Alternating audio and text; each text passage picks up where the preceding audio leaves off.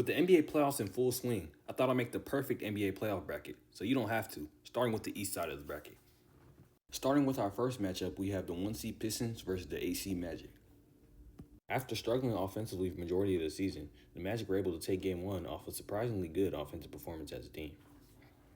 On the other hand, the Pistons struggled on both sides of the floor, with them struggling to stop Orlando offensively and no one outside of K being able to put the ball in the basket. Even with both teams having uncharacteristic Game 1s, I don't really worry about the Pistons that much. I think they regained their defensive identity and finished the series in about 6 games. Next, we have the 4 seed Cavs versus the number 5 seed Raptors. The Raptors have had a very impressive season this year, earning the 5th seed overall, while the Cavs have pretty much coasted at 4 for most of the year. For this to be a 4-5 matchup, I don't think the series will be very close. I think the Cavs just have too much firepower that the Raptors just simply can't match. I think the duo of Jared Allen and Evan Mobley will give the Raptors a lot of trouble down low. On top of that, I just don't believe in Brandon Ingram as your number 1 scoring option on a playoff team. For these reasons, I think the Cavs will take care of this series pretty easily in about 5 games. Next, we got the 3 seed Knicks versus the 6 seed Hawks. With Jalen Johnson developing into an all-star level player, the Hawks have developed into one of the best teams in the East this year. Meanwhile, the Knicks have been a top 3 team all year while also adding depth to their bench.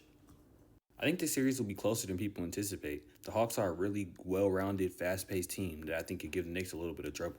With that being said, I do think the Knicks are a better team. They have way more playoff experience compared to the Hawks, and I think Jalen Brunson's ability to make clutch-time buckets will push them over the edge.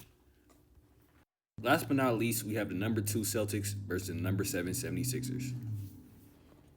Even with Jason Tatum being out for a majority of the year, the Celtics have been one of the best teams in the NBA and have only gotten better with his return. Meanwhile, the Sixers have struggled to stay healthy all year, with Joel Embiid missing significant time this year, which is definitely reflected on their record. With Jason Tatum back in the lineup and looking healthy as ever, I think the Celtics have a real chance of competing for a championship this year. And without the return of Joel Embiid, I just don't think the Sixers have enough offensive firepower to compete. Even if Embiid returns, I just think the Sixers are just completely overmatched. Give me the Celtics in 4. Let me know if you guys agree with my picks in the comments, and follow if you want to see me continue my journey on making the perfect NBA playoff bracket.